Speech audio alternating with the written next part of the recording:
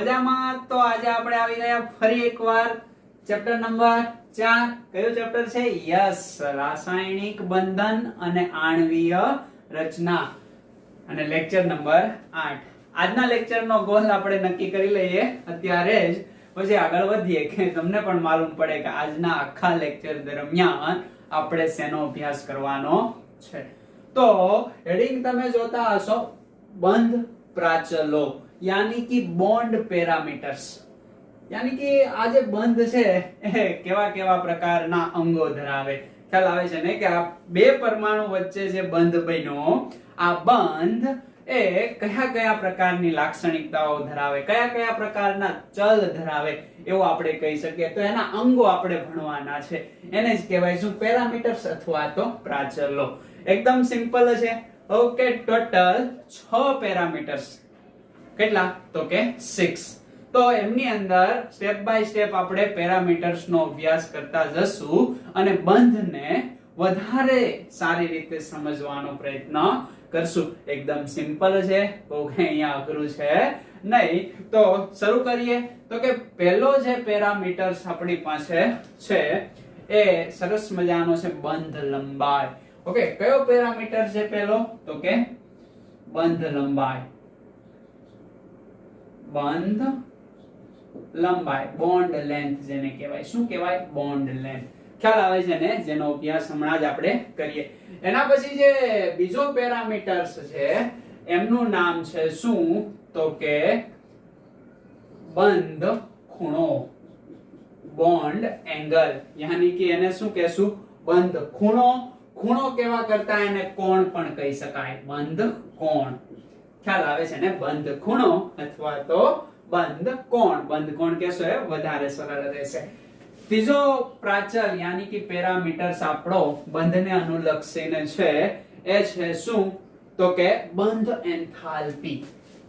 ખ્યાલ આવે છે ને કે બંધ બનવા માટે જે ઊર્જા વપરાતી હશે અથવા તો બંધ તોડવા માટે જે ઊર્જા વપરાતી હશે એને કહેવાય બંધ એન્થાલ્પી. 4 નંબરનું પેરામીટર્સ બંધ પ્રાચલ આપણી પાસે છે બંધ ક્રમાંક, કે બે પરમાણુ વચ્ચે કેટલા બંધન છે યાની કે કેટલા બોન્ડ છે એને કહેશું આપણે બંધ ક્રમાંક. 5 નંબર ઉપર આવે છે ખૂબ જ અગત્યનું અને મોસ્ટ ઇમ્પોર્ટન્ટ. ખ્યાલ આવે છે ને? એ છે સંસ્પંદન રચનાઓ. શું? તો કે સંસ્પંદન રચનાઓ, જે ખૂબ જ અગત્યનું છે. અને 6 નંબરનું બંધ પ્રાચલ એ પણ ખૂબ જ અગત્યનું છે, બંધની ધ્રુવીયતા. 6 નંબરનું શું છે ભાઈ? તો કે બંધની ધ્રુવીયતા. ઓકે, એટલા આપણે પ્રાચલનો અભ્યાસ કરવાનો છે. તો ધીમે ધીમે આપણે કરતા જઈએ અને આને આપણે આપણા નોલેજ ની અંદર એડ કરતા જઈએ. તો શરૂઆત કરીએ ક્યાંથી? તો કે બંધ લંબાઈ થી. કે બંધ લંબાઈ કોને કહેવાય? તો અહીંયા હું બે પરમાણુ વચ્ચેની સંતુલિત લંબાઈ અથવા તો અંતરને શું કહેવાય? બંધ લંબાઈ. ખ્યાલ આવે છે? ક્યાંથી હવે આપણે અંતર લેવાનું છે, કઈ રીતે લેવાનું છે એ જોઈએ. તો દાખલા તરીકે મારી પાસે છે આ પહેલો પરમાણુ.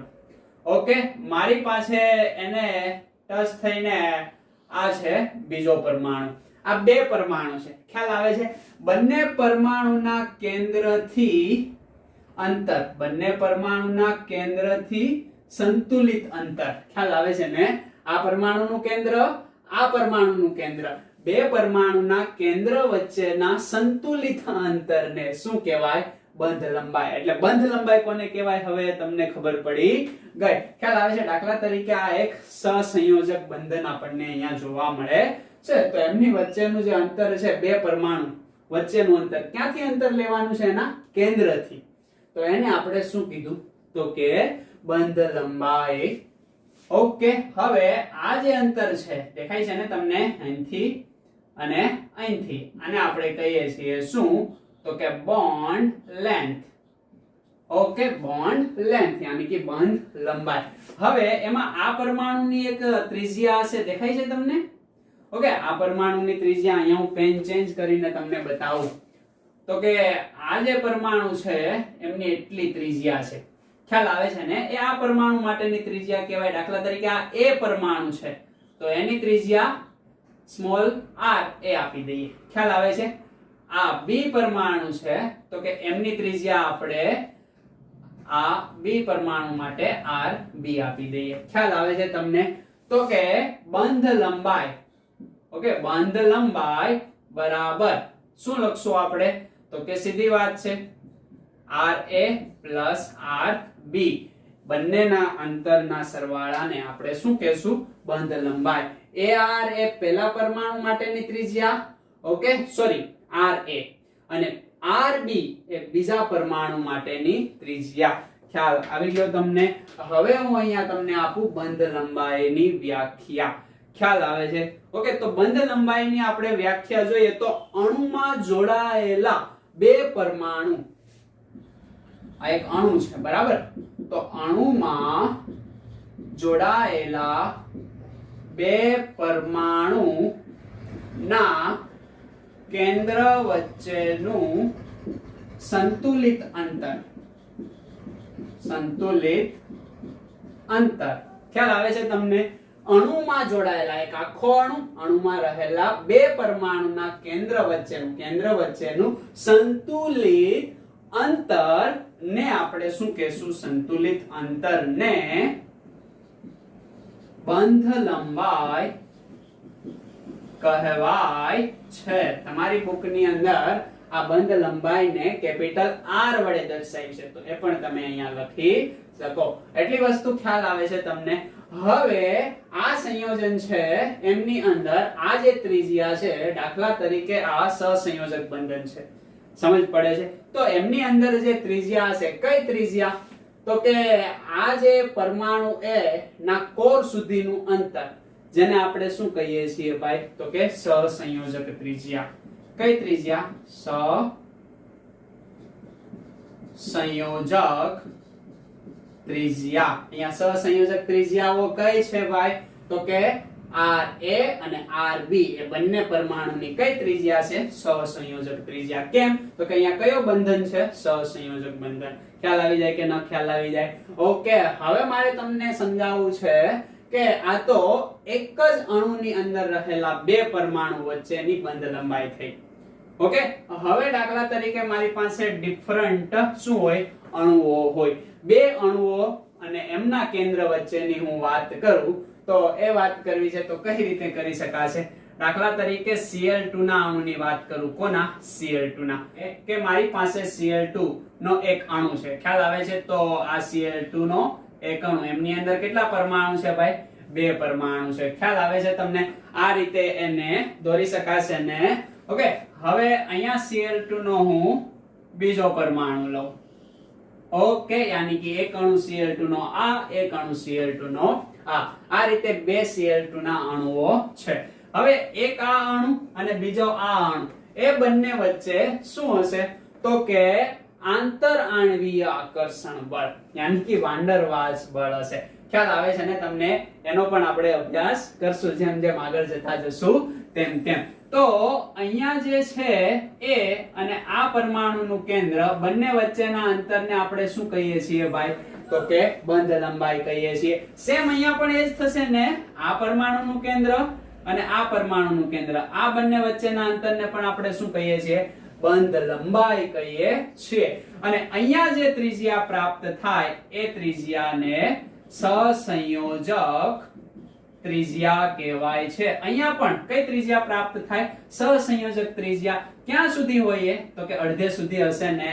ઓકે, યાની કે બંધ લંબાઈનું અડધું માપ એ શું હશે? સહસંયોજક ત્રિજ્યા. જો બંને પરમાણુ કેવા હશે? સરખા હશે તો.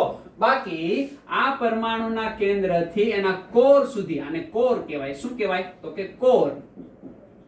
કોર સુધીના અંતરને આપણે શું કહેશું? સહસંયોજક ત્રિજ્યા. સમજ પડે છે? હવે આ એક પરમાણુ, એનાથી સાથે જોડાયેલો બીજો પરમાણુ, એટલે આખો એક અણુ બન્યો. હવે આ અણુનું વચત્વ એટલું આપણને જોવા મળશે. ખ્યાલ આવે છે? સમજ પડે છે તમને? આનું વચત્વ એટલું. હવે આ જે છે એમનું આપણને વચત્વ કેટલું જોવા મળશે? તો કે આ રીતે એટલું જોવા મળશે. યાની કે આ બે અણુ, હવે બે અણુ વચ્ચેની જે આ બંધ લંબાઈ છે, બે અણુ વચ્ચેની બંધ લંબાઈ દેખાય છે તમને? પેન ચેન્જ કરું તો વધારે મજા આવશે. યસ, આ બે અણુના પરમાણુ કેન્દ્ર વચ્ચેનું આ અંતર. ઓકે, અને અહીંયા આના કોર યાની કે આના આકર્ષણનો જે વિસ્તાર છે એમની વચ્ચેનું અંતર યાની કે કેટલું અંતર? તો કે એટલું અંતર દેખાય છે તમને? ઓકે, આ અંતરને આપણે શું કહીએ છીએ? તો કે આ બંને અણુ વચ્ચે વાન ડર વાલ્સ બળ લાગે અને એ બે અણુ વચ્ચેના અંતરના સરેરાશને બરાબર એવરેજ લેવું પડશે ને. અડધું જે મૂલ્ય છે એ છે શું? તો કે વાન ડર વાલ્સ ત્રિજ્યા. એને કહેવામાં આવે વાન ડર વાલ્સ ત્રિજ્યા. તમે એક્ઝેક્ટલી અહીંયા હું શું સમજાવવા માંગુ છું એ સમજો છો કે આ જે છે બે પરમાણુ એમની વચ્ચેના અંતરને શું કહેવાય? બંધ લંબાઈ. ખ્યાલ આવે છે? પરમાણુના કેન્દ્રથી કોર સુધીના અંતરને શું કહેવાય? તો કે સહસંયોજક ત્રિજ્યા. પણ જુદા જુદા બે અણુઓ હોય, બે અણુમાંથી કોઈ એક પરમાણુના પરમાણુ કેન્દ્ર વચ્ચેના અંતરને તો આપણે બંધ લંબાઈ જ કહેશું. પણ અહીંયા ત્રિજ્યા ચેન્જ થઈ જશે કારણ કે આ બંને વચ્ચે કયું બળ લાગે? અણુ અણુ વચ્ચે કયું બળ લાગે? તો કે વાન ડર વાલ્સ બળ. એકદમ નિર્બળ હોય તો એની ત્રિજ્યાને શું કહેવાય? તો કે વાન ડર વાલ્સ ત્રિજ્યા. ખ્યાલ આવે છે? આ જે છે એ આમનું ક્ષેત્ર છે બરાબર. કારણ કે દાખલા તરીકે હું હોય તો મારું વચત્વ એટલું હોય. પેલું મેગ્નેટ તમે જોયું તો કે મેગ્નેટ એ એનાથી થોડા વિસ્તારની અંદર જ આકર્ષણ પામી શકે વસ્તુ રહેલી હોય. દાખલા તરીકે લોખંડની તો એને આકર્ષણ પામે, પણ એટલી દૂર રાખ્યું હોય તો આકર્ષણ પામે ને. એવી જ રીતના આ જે છે આ લાઈન એ આ જે અણુ છે એમનું શું છે? વચત્વ યાની પ્રબળતા છે. એટલે આ બંને વચ્ચેની જે બંધ લંબાઈ અને આ જે ભાગ છે એને વાન ડર વાલ્સ ત્રિજ્યા કહેવાય. એટલી વસ્તુ સમજ પડી ગઈ તમને? ઓકે, અહીંયા મને સહસંયોજક ત્રિજ્યા મળશે તો અહીંયા પણ એટલી ત્રિજ્યા તો કઈ છે? તો કે આની આ સહસંયોજક ત્રિજ્યા. પણ આ ત્રિજ્યા કઈ છે? તો કે વાન ડર વાલ્સ ત્રિજ્યા. તો બંધ લંબાઈ અને તમને સહસંયોજક ત્રિજ્યા અને વાન ડર વાલ્સ ત્રિજ્યા સમજાય ગઈ. ઓકે, સમજ પડે છે? હવે પ્રશ્ન એ થાય કે આવા પ્રકાર એક તો પરમાણુ જે નરી આંખે દેખાય નહીં, અણુ જે નરી આંખે દેખાય નહીં, તો એની બંધ લંબાઈ માપવી કેમ? શું ત્યાં સ્કેલ લઈને જતા હશું? ઓકે, તો એની બંધ લંબાઈ માપવા માટે, ઓકે, બંધ લંબાઈ માપવા માટેના સાધનો પેલું છે વર્ણપટ. વર્ણપટ દર્શકીય. ઓકે, વર્ણપટ દર્શકીય પદ્ધતિથી આપણે આ બંધ લંબાઈ હોય, બંધ ખૂણો હોય એ માપી શકીએ. ખ્યાલ આવે છે ને? ઓકે, આ સ્પેક્ટ્રમ ઓબ્ઝર્વેશન નામનું સાધન આવે, એ સાધન વડે આપણે માપી શકીએ. મોટા ધોરણની અંદર તમે ભણશો, ઓકે, કોલેજની અંદર જશો ત્યારે. બીજું જે સાધન છે એ છે કયું? તો કે ઇલેક્ટ્રોન વિવર્તન. ઓકે, ઇલેક્ટ્રોન વિવર્તન. અને ત્રીજું જે મશીન સાધન છે એ છે એક્સ-રે. એક્સ-રે ને ઓળખો છો ને? ઓકે, એક્સ-રે વિવર્તન. આના ઉપર ગામા કિરણો પાસ કરવામાં આવે, આના ઉપર ઇલેક્ટ્રોન પાસ કરવામાં આવે અને એ શું આપી દે? બંધ લંબાઈ કે બંધ ખૂણો આપી દે, બંધ કોણ આપી દે. તો આ બધા સાધનની મદદથી પ્રાયોગિક રીતે બંધ લંબાઈ અથવા સાથે સાથે જ કહી દઉં છું બરાબર, બંધ કોણ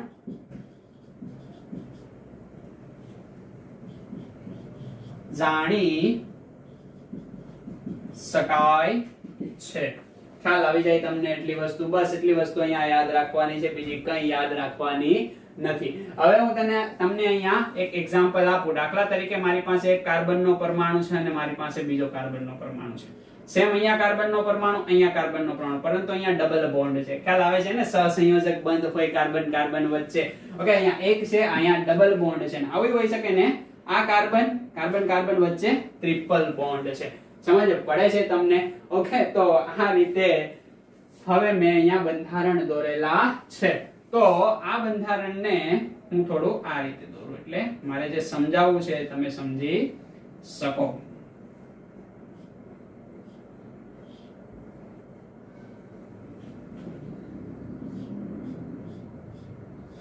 ખ્યાલ આવે છે તમને? ઓકે, યાની કે કાર્બન કાર્બન વચ્ચે સહસંયોજક બંધ છે. અહીંયા સિંગલ બંધ છે, અહીંયા ડબલ બોન્ડ છે, અહીંયા ટ્રિપલ બોન્ડ છે. ઓકે, તો આ જે બોન્ડ છે એમની લંબાઈને આપણે શું કહીએ છીએ? બંધ લંબાઈ કહીએ છીએ. બરાબર, માઇક્રો ઓબ્ઝર્વેશન આવું આવશે, પરંતુ આપણે નોર્મલ તો આ રીતે જ લખશું ને કે બે પરમાણુ વચ્ચેનું સંતુલિત અંતર એટલે બંધ લંબાઈ. બે પરમાણુ વચ્ચેનું સંતુલિત અંતર એટલે બંધ લંબાઈ. બે પરમાણુ વચ્ચેનું સંતુલિત અંતર એટલે બંધ લંબાઈ. ખ્યાલ આવે? સંતુલિત એટલે ઘણીવાર આ અણુ નાનો હોય, આ અણુ મોટો હોય, અથવા તો લગભગ સરખી સાઈઝના હોય. આવી ઘટના બને એટલે હું સંતુલિત અંતર કહું છું. ઓકે, એના ઉપર સહસંયોજક ત્રિજ્યા અને વાન ડેર વાલ્સ ત્રિજ્યા આધાર રાખતી હશે. હવે પ્રાયોગિક રીતે આ મશીનો વડે આ કાર્બન કાર્બન સિંગલ બોન્ડ માટેની બંધ લંબાઈ મને મળી. કેટલી? તો કે 154 પિકોમીટર. પિકોમીટર એટલે શું? તો કે 10⁻12 મીટર. ખ્યાલ આવે છે ને? બહુ બધી નાની કહેવાય. સમજ પડે છે? એકની નીચે ફરી એક ને એની પાછળ 12 મીંડા એટલે એટલામો ભાગ એનો થાય એટલે બહુ બધી નાની વેલ્યુ કહેવાય. ખ્યાલ આવે? એટલે જ આપણને નરી આંખે દેખાતી નથી. કાર્બન કાર્બન ડબલ બોન્ડ ની બંધ લંબાઈ આ મશીન યાની કે પ્રયોગશાળાની અંદર આપણને પ્રાપ્ત થઈ. કેટલી? તો કે 133 પિકોમીટર. અને કાર્બન કાર્બન ટ્રિપલ બોન્ડ ની બંધ લંબાઈ કેટલી પ્રાપ્ત થઈ? તો કે 120 પિકોમીટર.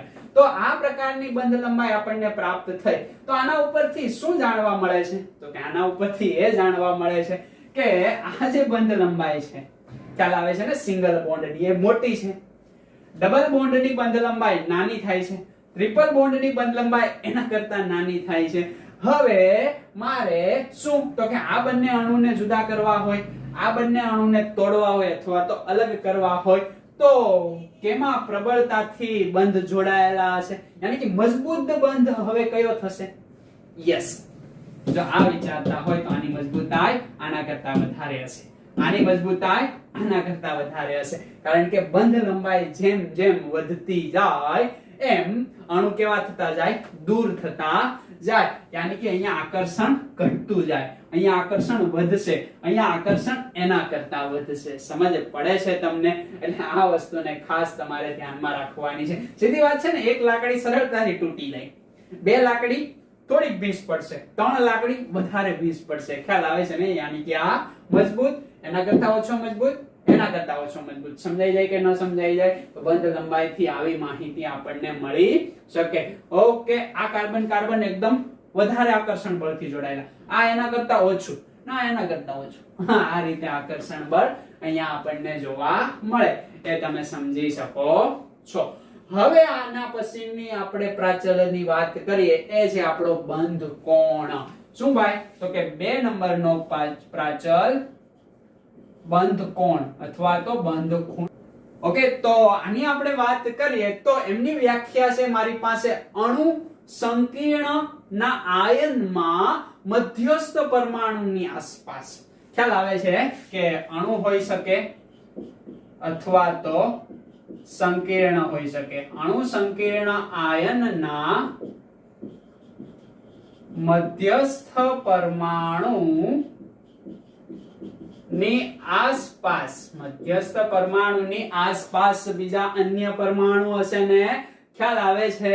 ઓકે, તો આસપાસ બંધન ઇલેક્ટ્રોન ધરાવતી, મધ્યસ્થ પરમાણુની આસપાસ બંધન ઇલેક્ટ્રોન ધરાવતી કક્ષકો વચ્ચે. ખ્યાલ આવે છે ને? યાની કે એની આસપાસ પરમાણુ જોડાયેલા હશે. આ પરમાણુની શું હશે? તો કે કક્ષકો. એમની વચ્ચે રચાતા કોણ અથવા તો ખૂણાને શું કહેવાય ભાઈ? તો કે બંધ કોણ કહેવાય છે. સમજ પડે છે તમને? અણુ હશે, સંકીર્ણ હશે, આયન ના મધ્યસ્થ પરમાણુની આસપાસ બંધન ઇલેક્ટ્રોન. ખ્યાલ આવે છે ને? અણુ સંકીર્ણ આયનમાં અણુ સંકીર્ણ આયન આપણે માં કરીએ. માં મધ્યસ્થ પરમાણુની આસપાસ બંધન ઇલેક્ટ્રોન ધરાવતી કક્ષકો વચ્ચે રચાતા કોણને બંધ કોણ કહેવાય છે.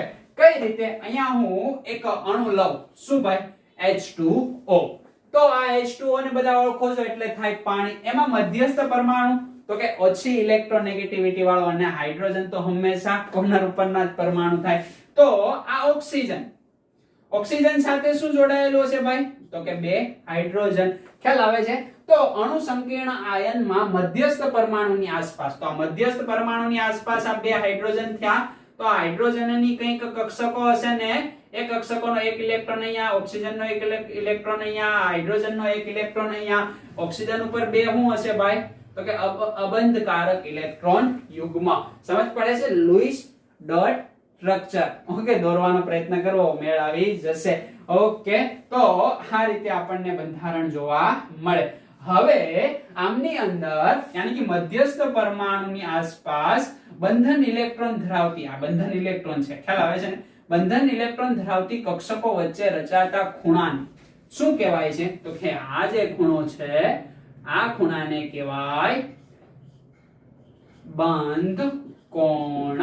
અને પાણીની અંદર આ બંધ કોણ કેટલો જોવા મળે છે ભાઈ? તો કે 104.5 ડિગ્રી. ડિગ્રી અને મિનિટની અંદર બંધ કોણને દર્શાવવામાં આવે. કેટલો જોવા મળે છે? 104.5 ડિગ્રી. સમજ પડે છે તમને? આ રીતે બંધ કોણ જોવા મળે. હજી હું તમને એક એક્ઝામ્પલ આપું. દાખલા તરીકે ઓકે, મધ્યસ્થ પરમાણુ ઓકે નાઇટ્રોજન છે. નાઇટ્રોજનની આસપાસ 3 હાઇડ્રોજન જોડાયેલા છે અને અહીંયા એક અબંધકારક ઇલેક્ટ્રોન યુગ્મ છે.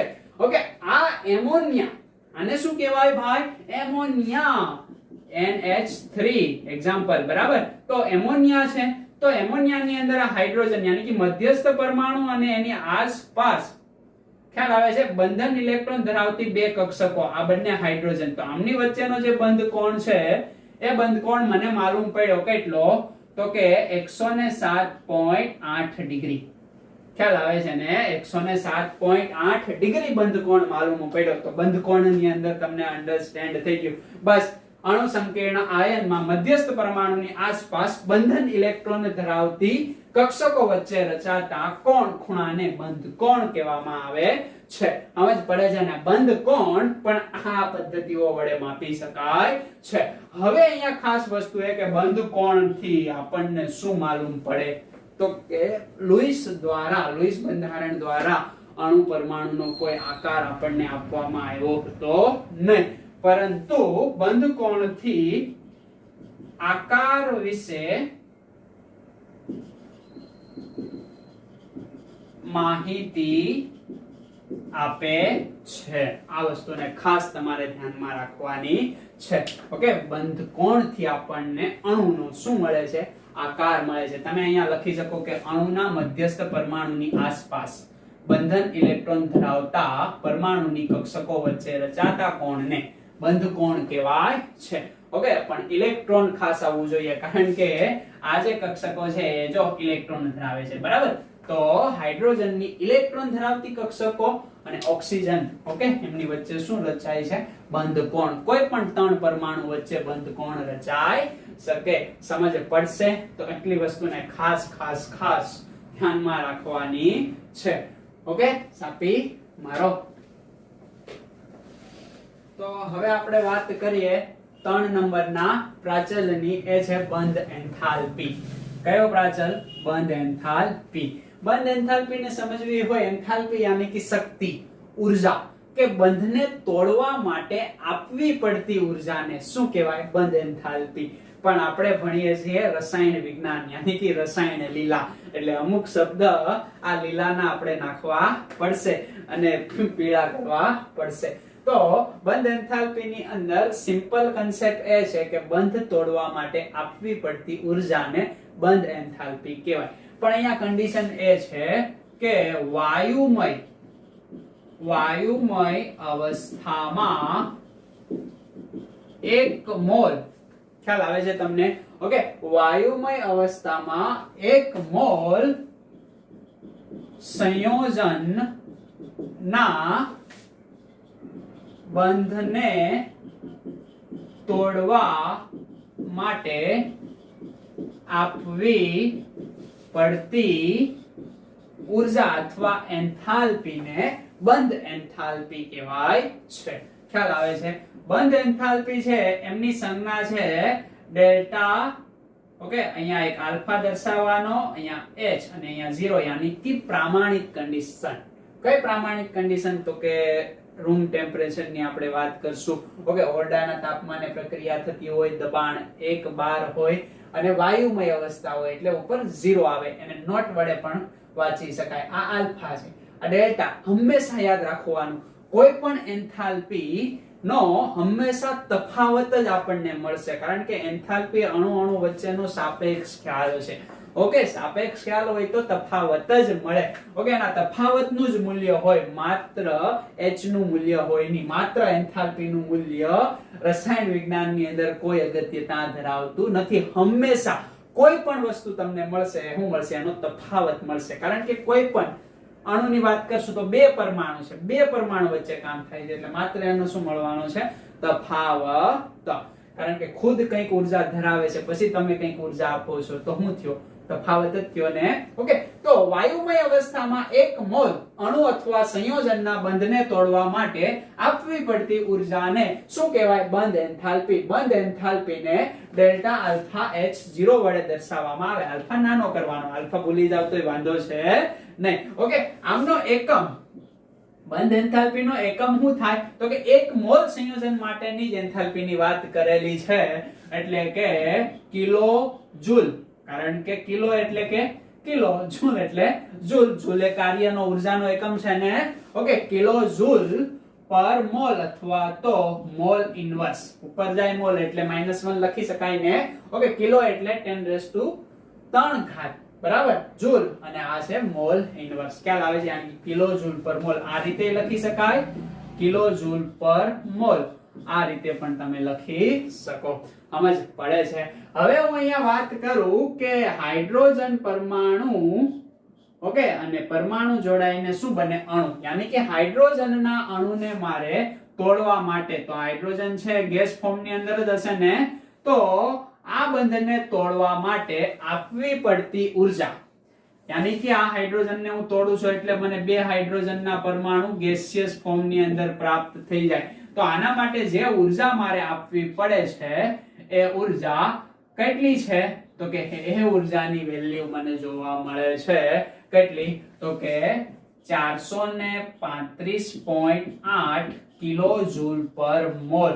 એટલી ઉર્જા મારે આપવી પડે તો હાઇડ્રોજનનો અણુ તૂટીને એના 2 પરમાણુ બને. કન્ડિશન વાયુમય અવસ્થામાં હોવો જોઈએ અને 1 મોલ હાઇડ્રોજન માટેની એટલી ઉર્જા છે. 2 મોલ માટે ડબલ, 3 મોલ માટે ટ્રિપલ, 4 મોલ માટે કેટલી થઈ જાય? તો કે 4 ગણી થઈ જાય. ખ્યાલ આવે છે? ઓકે, હવે હું વાત કરું કે બહુબંધ ધરાવતા હોય, આ તો સિંગલ બોન્ડ છે ને. દાખલા તરીકે ઓક્સિજનની વાત કરું. આ કોની વાત કરી મેં? હાઇડ્રોજનની. હવે હું કોની વાત કરું છું? ઓક્સિજનની. ઓક્સિજનની વાત કરું તો ઓક્સિજન ઓક્સિજન વચ્ચે ડબલ બોન્ડ હોય ને. ઓકે, આ શું છે ભાઈ? તો કે ના અબંધકારક ઇલેક્ટ્રોન યુગ્મ. આ રીતે એમનું લુઈસ બંધારણ જોવા મળે. હાઇડ્રોજનનું તો આ રીતે જ જોવા મળશે. ઓકે, તો ઓક્સિજનના બોન્ડને મારે તોડવો હોય તો આના કરતા તો આ બોન્ડ મજબૂત હશે ને. એટલે જોજો આના કરતા વધારે ઉર્જા જોશે આપણે. એટલે કે ઓક્સિજન ગેસ ફોર્મની અંદર, ઓક્સિજનનો પરમાણુ ગેસ ફોર્મની અંદર. આ પણ કઈ અવસ્થામાં છે? ગેસ અવસ્થાની અંદર. તો અહીંયા મને જે ઉર્જા પ્રાપ્ત થાય છે ઓક્સિજનના 1 મોલને તોડવા માટે, કેટલી ઉર્જા મળે છે ભાઈ? તો કે 498 કિલો જૂલ પર મોલ. ખ્યાલ આવે છે? જો આના કરતા વધી કેમ? તો કે સિંગલ બોન્ડ છે, આ ડબલ બોન્ડ છે, મજબૂત હશે. ઓકે, હવે હું નાઇટ્રોજનની વાત કરું. ટ્રિપલ બોન્ડ હોય છે ને નાઇટ્રોજનની અંદર. ઓકે, ગેસ ફોર્મની અંદર છે N2. શું બને? તો કે નાઇટ્રોજનના 2 પરમાણુ આપણને પ્રાપ્ત થઈ જાય ત્યારે મને ઉર્જા કેટલી મળે છે? તો કે ઉર્જા મળતી નથી પણ મારે આપવી પડે છે. કેટલી? તો કે 946 કિલો જૂલ પર મોલ. ટ્રિપલ બોન્ડ છે, આના કરતા મજબૂત. જો વધારે ઉર્જા આપવી પડી. આ બંધ કેવો છે? તો કે ઓછો મજબૂત. વધારે મજબૂત, એના કરતા વધારે મજબૂત, તો ઉર્જા પણ જો વધતી ગઈ. આ પ્રાયોગિક ડેટા છે, ખ્યાલ આવે છે ને તમને સમજ પડે છે? ગોખવાના છે એની ખાલી એ જોવાનું છે. સિંગલ બોન્ડ કરતા ડબલ બોન્ડ સ્ટ્રોંગ હોય, ડબલ બોન્ડ કરતા ટ્રિપલ બોન્ડ સ્ટ્રોંગ હોય. કાર્બન નું તમે વિચારીએ, ખ્યાલ આવે છે ને તમને સમજ પડે છે? આ વાત થઈ કોની? તો કે સમાન અણુઓ ધરાવતા હોય એવા, સમાન પરમાણુઓ ધરાવતા હોય એવા અણુની. ઓકે, યાની કે સિંગલ પરમાણવીય અણુ. હવે આપણે જોઈએ બહુ પરમાણવીય અણુ. તો બહુ પરમાણવીય અણુની હું અહીંયા વાત કરું, બહુ પરમાણવીય અણુ. તો બહુ પરમાણવીય અણુની અંદર બંધ એન્થાલ્પી મેળવવી કેવી છે ભાઈ? તો કે જટિલ છે. કેમ જટિલ છે? તો અહીંયા હું તમને એક એક્ઝામ્પલ આપું. દાખલા તરીકે મારી પાસે H2O ગેસ ફોર્મ ની અંદર લઈ લેવાનું છે, એને હું તોડું છું એટલે મને મળે છે H+ અને OH-. ઓકે, હવે અહીંયા પ્લસ માઇનસ હું લખતો છું નહીં, યાની કે એક હાઇડ્રોજન અલગ પડે છે અને એક HOH જોડાયેલો રહે છે. આ દરમિયાન જે ઉર્જા છે કેટલી ઉર્જા છે? તો કે 502 સમથિંગ હશે, બરાબર? 502 કિલોજૂલ મોલ ઇનવર્સ એટલી ઉર્જા જોઈએ છે. હવે આ હજી OH બાકી છે, ખ્યાલ આવે છે ને? તો બીજા તબક્કાની અંદર OH ને હું તોડું છું એટલે ઓક્સિજન અને હાઇડ્રોજન ફરી મને અલગ પ્રાપ્ત થાય છે. એના માટે મને ઉર્જા કેટલી મળે છે ભાઈ? તો કે 400 ને આઈ થિંક 27 જેવી હશે, બરાબર? બુક ની અંદર જોઈ લેજો તમે. 427 કિલોજૂલ. ફરી એકવાર કહો, આ ડેટા યાદ રાખવાના નથી, સમજવા માટે છે માત્ર. ઓકે, એટલી ઉર્જા જોઈએ છે. તો અલગ અલગ તબક્કામાં જુદી જુદી ઉર્જા મળે છે, ખ્યાલ આવે છે? હું એક ઉર્જા આને આપી શકું નહીં. તો હવે મારે આની શું લેવી પડે ભાઈ? તો કે આ બહુ પરમાણવીય અણુ છે એની અલગ અલગ ઉર્જા, યાની કે એના અલગ અલગ બંધને તોડવા માટે અલગ અલગ ઉર્જા મારે આપવી પડે. તો એની મને ઉર્જા મળે નહીં, તો એની મારે સરેરાશ લેવી પડે. ખ્યાલ આવે છે ને? બે ઉર્જા મળે છે તો બે ઉર્જાની હું લઈ લઉં સરેરાશ. પહેલા અહીંયા એક બોન્ડ તૂટે છે, પછી અહીંયા બીજો બોન્ડ તૂટે છે. કેટલા બોન્ડ તૂટે? બે બોન્ડ તૂટે, તો એની હું સરેરાશ લઈ શકું. ખ્યાલ આવે છે ને? કઈ રીતે લઈ શકાય? તો કે અહીંયા મને બહુ પરમાણવીય અણુમાં સરેરાશ શું મળશે? તો કે બંધ એન્થાલ્પી ઇઝ ઇક્વલ ટુ, હું કરીશ તો કે પહેલી ઉર્જા કેટલી છે ભાઈ? પાણીના અણુ માટે વાત કરું છું, 502 પ્લસ કેટલી થશે? તો કે 427. કેટલા બોન્ડ તોડ્યા? બે બોન્ડ, એટલે ભાગ્યા 2. ઓકે, તો આનો જવાબ કરીબ કરીબ કેટલો આવશે? તો કે 464 સમથિંગ આવશે. ખ્યાલ આવે છે ને? 4645 કિલોજૂલ પર મોલ એટલો આપણને આન્સર મળે છે. એટલે જટિલ અણુની અંદર બંધ એન્થાલ્પી સરળતાથી મળતી નથી, એટલે એની સરેરાશ લેવી પડે. ઓકે, આ OH પાણીની અંદર પણ હોય. ઓકે, અને રસાયણ વિજ્ઞાનની અંદર કાર્બનિક સંયોજનોની વાત કરીએ તો આલ્કોહોલ કેવો હોય? દાખલા તરીકે આ એક મિથેનોલ છે, C2H5OH, આ ઇથેનોલ છે. તો એમાં OH બંધને તોડવા માટે એટલી ઉર્જા જોતી હશે, એટલે અલગ અલગ બધું આપણને જોવા મળે. 3 બોન્ડ ને તોડો તો 3 સરેરાશ લેવાની. સરેરાશ લેતા તો આવડે ને તમને? આ રીતે આપણને બહુ પરમાણવીય અણુમાં બંધ એન્થાલ્પી મળે, આ સિંગલ પરમાણવીય અણુમાં. ઓકે, આ સિંગલ બોન્ડ, આ બહુ બોન્ડ, યાની કે ડબલ બોન્ડ અને ટ્રિપલ બોન્ડ ની અંદર આ રીતે આપણને બંધ એન્થાલ્પી પ્રાપ્ત થાય છે. બંધ એન્થાલ્પી ની અંદર ભાન પડે છે ને તમને બંધને તોડવા માટે આપવી પડતી ઉર્જા. પણ બંધને પહેલા શેમાં લાવવાનો? વાયુમય અવસ્થામાં. અને કેટલો બંધ? તો કે 1 મોલ. એટલે જો પાછળ બધે મોલ મોલ મોલ લખ્યું છે, સમજ પડશે ને? ઓકે, સાપી મારો.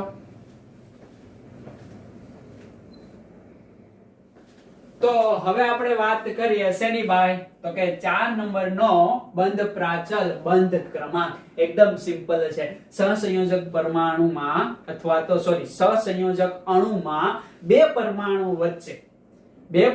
વચ્ચે જેટલા બંધ બને એ બંધની સંખ્યાને શું કહેવાય? બંધ ક્રમાંક કહેવામાં આવે છે. ઓકે, અહીંયા આપણે આપીએ સહસંયોજકનું વર્ણન. ઓકે, આપણને કોણે સમજાવ્યું હતું? લુઈસ થિયરી આધારિત. ઓકે, તો સહસંયોજક બંધનમાં લુઈસ વર્ણન, ખ્યાલ આવે છે ને? લુઈસે એમનું વર્ણન કર્યું હતું ને? તો લુઈસ વર્ણનમાં બંધ ક્રમાંક એ શું છે તો કે અણુમાંના બે પરમાણુ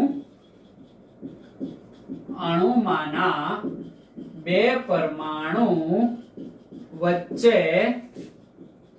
રહેલ બંધની સંખ્યા. ખ્યાલ આવી જાય કે ન ખ્યાલ આવી જાય? તો અણુમાં રહેલા બે પરમાણુ વચ્ચે રહેલ બંધની સંખ્યા ખ્યાલ આવે છે. તો આને શું કહેવાય? બંધ ક્રમાંક કહેવાય. અહીંયા હું એક એક્ઝામ્પલ આપું. મારી પાસે હાઇડ્રોજનનો અણુ છે. તો હાઇડ્રોજનની અંદર બે પરમાણુ વચ્ચે કેટલો બોન્ડ છે? એક બોન્ડ. તો આનો બંધ ક્રમાંક 1 થાય. મારી પાસે ઓક્સિજનનો અણુ છે. તો ઓક્સિજનના બે પરમાણુ વચ્ચે કેટલા બોન્ડ છે ભાઈ? 2. તો આનો બંધ ક્રમાંક 2 થાય. મારી પાસે નાઇટ્રોજનનો એક અણુ. નાઇટ્રોજનના બે પરમાણુ વચ્ચે કેટલા બોન્ડ છે? 3 બોન્ડ. તો આનો બંધ ક્રમાંક કેટલો થાય? 3. યાની કે બે પરમાણુ વચ્ચે જેટલા પણ બંધ હોય એને જ એનો શું કહેવાય? તો કે બંધ ક્રમાંક કહેવામાં આવે. એટલી વસ્તુ ખબર પડી ગઈ. આ તો એકદમ સિમ્પલ હતું. ખ્યાલ આવે છે ને તમને? હવે મારે તમને વાત કરવી છે કે કોની અંદર બંધ ક્રમાંક સમાન હોઈ શકે. તો અહીંયા હું તમને એક સેન્ટેન્સ આપું છું. એ સેન્ટેન્સને ખાસ ધ્યાનથી સાંભળવાનું છે કે સમ ઇલેક્ટ્રોનીય અણુ કે આયનમાં સમાન બંધ ક્રમાંક હોય છે. આ સેન્ટેન્સ ને મારે સમજાવવું છે. ખ્યાલ આવે છે કે સમ ઇલેક્ટ્રોનીય અણુ કે આયનમાં સમાન બંધ ક્રમાંક હોય છે. આને મારે સમજાવવું. તમે મને જણાવો કે આ ફ્લોરિન છે. તો ફ્લોરિન ની અંદર બંધ ક્રમાંક કેટલો હોય? તો કે ફ્લોરિન વચ્ચે બંધ ક્રમાંક છે 1. ખ્યાલ આવે છે? સમજ પડે છે? નાઇટ્રોજન ની અંદર જણાવો તો નાઇટ્રોજન ના બે પરમાણુ વચ્ચેનો કેટલા બોન્ડ છે? 3 બોન્ડ. તો બંધ ક્રમાંક કેટલો છે? 3. હવે તમે મને જણાવો કે O2 -2 આમની વચ્ચે ઓક્સિજન ની વચ્ચેનો બંધ ક્રમાંક કેટલો છે? ખ્યાલ આવે છે? કારણ કે અહીંયા તો -1 આવશે, અહીંયા -1 આવશે. ફોર્મલ ચાર્જ ગણી લેવો એટલે ખ્યાલ તમને આવી જશે કે મારે ત્યાં શું કરવાનું છે. ઓકે, 1 2 3 4 5 6 1 2 3 4 5 6 આ રીતના એમની અંદર શું હશે ભાઈ? તો કે ઇલેક્ટ્રોન આપણને પ્રાપ્ત થતા જોવા મળશે. અહીંયા કેટલા હોય? 1 2 3 4 1 2 3 4 આ રીતે આપણને જોવા મળશે. ઓકે, તો આ ઓક્સિજન અને આ ફ્લોરિન. હવે ફ્લોરિન નો તમને ખબર હોય, ફ્લોરિન એ O2 -2 નો શું છે? તો કે સમ ઇલેક્ટ્રોનીય અણુ. સમ ઇલેક્ટ્રોનીય અણુ એટલે શું? હવે એ મારે સમજવું છે. બરાબર? એ સમજવા માટે હું શું કરીશ? તો કે સીધી વાત છે કે સમ ઇલેક્ટ્રોન યાની કે બંને પરમાણુ ઓકે ના ઇલેક્ટ્રોન અને આ બંને પરમાણુના ઇલેક્ટ્રોન કેવા થવા જોઈએ? સરખા થવા જોઈએ. તો આ જે છે એ ફ્લોરિન છે. ખ્યાલ આવે છે? ફ્લોરિન ની અંદર એક ફ્લોરિન ની અંદર કેટલા ઇલેક્ટ્રોન હોય? તો કે 9 ઇલેક્ટ્રોન હોય. માલુમ છે ને? 9 નંબર એમનો પરમાણુ ક્રમાંક 9 ઇલેક્ટ્રોન હશે. એટલે 9 + 9 કેટલા ઇલેક્ટ્રોન થયા ભાઈ? અહીંયા 18 ઇલેક્ટ્રોન થયા. ઓકે, હવે આ O2 -2 એક ઓક્સિજન ની અંદર કેટલા ઇલેક્ટ્રોન હોય? 8 ઇલેક્ટ્રોન. કેટલા ઓક્સિજન છે? 2. 8 + 8 -2 યાની કે 2 ઇલેક્ટ્રોન એને લીધેલા છે. એટલે લીધેલા એટલે પ્લસ કરવા પડશે. એટલે ટોટલ કેટલા ઇલેક્ટ્રોન થયા? 8 + 8 16. 16 અને 2 કેટલા થઈ ગયા? 18. જ્યારે પણ બંને બાજુ યાની કે બે અણુની અંદર ફ્લોરિન અને O2 -2 આવા બે અણુની અંદર સમાન ઇલેક્ટ્રોન હોય તો આમની અંદર જે બંધ ક્રમાંક હોય એ જ બંધ ક્રમાંક આમની અંદર હોય. આનો બંધ ક્રમાંક 1 છે તો આનો બંધ ક્રમાંક પણ કેટલો થાય? 1. આ એનું ઓરિજિનલ બંધારણ ના આવડે તો આના ઉપરથી આગળના લેક્ચર જોઈને બંધારણ દોરવાની ટ્રાય કરવી. આખા ઉપર ચાર્જ -2 છે એનો મતલબ કે આનો ફોર્મલ ચાર્જ આના ઉપર -1 હશે, આના ઉપર -1 હશે. બરાબર છે? ગણી લેવું. ના જો હજી ફરી એકવાર કહું, ના સમજ પડે અમે કેમ દોર્યું તો આગળના લેક્ચર જોવા એટલે ઓટોમેટિકલી ખબર પડી જાય. તમે લેક્ચરને એકવાર જોવો છો, 2 વાર જોવો છો, ના સમજ પડે તો એને રિપીટ કરવો. ખ્યાલ આવે છે ને? કારણ કે આ બધું જ આપણે હજી ભેગું કરીએ છીએ અને ધોરણ 12 માં આવશું પછી આપણે એને વાપરતા શીખવાનું છે. એટલે આ વસ્તુને ખાસ તમે ધ્યાનમાં રાખજો. એટલું ઝડપથી જેટલું સરળ સમજો છો એટલું સરળ ચેપ્ટર હોતું નથી, પણ હા આને સરળ કરી શકાય. કેવી રીતના કરી શકાય? પ્રેક્ટિસ ભાઈ. ના ખબર પડે તો ફરીવાર જોવાનું, એટલે અન્ડરસ્ટેન્ડ થવા લાગે. ઓકે, એકવાર જોવાથી નહીં આવડે તો એનાથી નિરાશ કે નારાજ થવાની જરૂર નથી. અને બીજી વાર જોવાનું છે. બીજી વાર ઘણી વાર નહીં મેળ આવે, ત્રીજી વાર ટ્રાય કરવાની છે. ઓકે, આ તો આપણે કરવાનું છે. આ નહીં કરીએ તો પછી ક્યારે કરશું? એટલે એ વસ્તુને ખાસ તમારે ધ્યાનમાં રાખવી. સમજ પડે છે તમને? એક એક્ઝામ્પલ આપ્યું. ચાલો હજી એક એક્ઝામ્પલ હું તમને આપું કે મારી પાસે N2 છે. ખ્યાલ આવે છે? મારી પાસે N2 છે, મારી પાસે CO છે, અને મારી પાસે એક બંધારણ છે નાઇટ્રોસો NO+. આ પ્રકારના સંયોજનો મારી પાસે આપેલા છે. આમની અંદર મને બંધ ક્રમાંક જણાવો. N2 ની અંદર તો બધાને ખબર પડી ગઈ કેટલો હોય બંધ ક્રમાંક? 3. આમની અંદર હું તમને કહી દઉં છું 3 છે, અને આમની અંદર હું તમને કહી દઉં છું કેટલો છે? 3. ખ્યાલ આવે છે? ત્રણેયની અંદર બંધ ક્રમાંક 3 જોવા મળે છે. એનો મતલબ શું થાય? તો કે આ બધા જ બંધારણ એ સમ ઇલેક્ટ્રોનીય અણુ છે. બધા જ કેવા છે? સમ ઇલેક્ટ્રોનીય અણુ. ગણી લઈએ. નાઇટ્રોજનની અંદર એક નાઇટ્રોજનની અંદર ઇલેક્ટ્રોન કેટલા હોય? 7. કેટલા છે આપણી પાસે? 2. તો અહીંયા 14 ઇલેક્ટ્રોન હોય. કાર્બન ની અંદર ઇલેક્ટ્રોન કેટલા હોય? 6. ઓક્સિજન ની અંદર કેટલા હોય? તો કે કાર્બન ની અંદર 6, ઓક્સિજન ની અંદર 8, એટલે અહીંયા પણ કેટલા થઈ ગયા? 14 ઇલેક્ટ્રોન. નાઇટ્રોજન ની અંદર કેટલા હોય? 7. ઓક્સિજન ની અંદર કેટલા હોય? 8. વાવ. તો કે 7 + 8, આહા 15 થયા. +1 એક ઇલેક્ટ્રોન એને ગુમાવી દીધું હશે એટલે -1. કેટલા થઈ ગયા? 14 ઇલેક્ટ્રોન. એટલે કે 14 ઇલેક્ટ્રોન ત્રણ અણુની અંદર જોવા મળે તો એકબીજાના શું થયા? એ સમ ઇલેક્ટ્રોનીય અણુ. અને સમ ઇલેક્ટ્રોનીય અણુમાં સમાન બંધ ક્રમાંક જોવા મળે છે. નાઇટ્રોજનનું બંધારણ અહીંયા આવ્યું, દેખાય છે તમને? ઓકે, કાર્બન મોનોક્સાઇડ નું બંધારણ શું આવશે? C triple bond O. ખ્યાલ આવે છે? એમાં એક જે આ બંધ હશે એ ભાગીદારી કરીને સંપૂર્ણ જોડાશે, એટલે એને સવર્ગ સહસંયોજક બંધ કહેવાય. એનો પણ આપણે ખ્યાલ મેળવશો. ત્યારે યાદ રાખો, આને કયો બંધ કહેવાય? તો કે સહસંયોજક બંધ નહીં, પણ હું તો કે સવર્ગ સહસંયોજક બંધ કહેવામાં આવે. આ રીતે હશે. ઓકે, એટલે એને પણ તમે ધ્યાનમાં રાખજો. એટલે 1, 2 ને 3 બોન્ડ છે, બરાબર? NO ની અંદર હોમવર્ક ની અંદર તમને હું આપું છું કે NO+ ની અંદર મને બંધ ક્રમાંક જણાવો અને એનું લોઇસ બિંદુ નિરૂપણ કરો. ખ્યાલ આવે છે ને? કેવી રીતના કરશો? પહેલા ભાઈ Q મેળવી લેશો, યાની કે ટોટલ ઇલેક્ટ્રોન. પછી તમે બોન્ડ પેર ઇલેક્ટ્રોન મેળવી લેશો. પછી લોન પેર ઇલેક્ટ્રોન ને ડબલ બોન્ડ કે ટ્રિપલ બોન્ડ ની અંદર વહેંચણી કરશો. એ વહેંચણી થઈ જાય પછી તમે શું કરશો? તો કે એનો ફોર્મલ ચાર્જ મેળવશો. એટલી વસ્તુ કરશો એટલે એનું તમને બંધારણ માલુમ પડી જશે.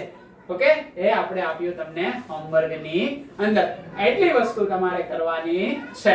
સમજ પડે છે? મેં કહી દીધું છે 3 બોન્ડ છે. ઓકે, એટલે બહુ કઈ ગભરાવાની જરૂર છે નહીં. અને તમને એ પણ માલુમ છે કે ઓક્સિજન ઉપર એક પોઝિટિવ ચાર્જ હોય તો એનો મતલબ શું થશે કે ઓક્સિજન એ 2 બોન્ડ નહીં. જો 2 બોન્ડ હોય તો ઓક્સિજન ઉપર કંઈ ન હોય. 1 બોન્ડ હોય તો માઈનસ હોય. દેખાય છે? જો અહીંયા 1 બોન્ડ છે એટલે માઈનસ. 3 બોન્ડ હોય ત્યારે જ પ્લસ આવે. એટલે તમને અહીંથી પણ થોડુંક મગજ વાપરશો તો ખબર પડી જશે, અને ના વપરાય તો ગભરાવાની જરૂર નથી.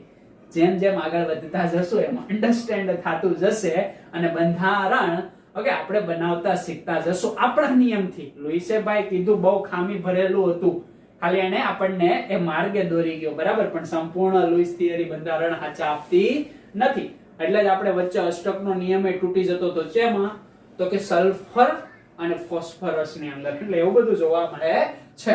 તો આજના લેક્ચર આપણે એટલે સુધી રાખીએ. નેક્સ્ટ લેક્ચર ની અંદર સંસ્પંદન રચનાઓ અને બંધની ધ્રુવીયતા વિશે આપણે ખ્યાલ મેળવશું. તો ત્યાં સુધી લખતા રહો, વાંચતા રહો અને આગળ વધતા રહો.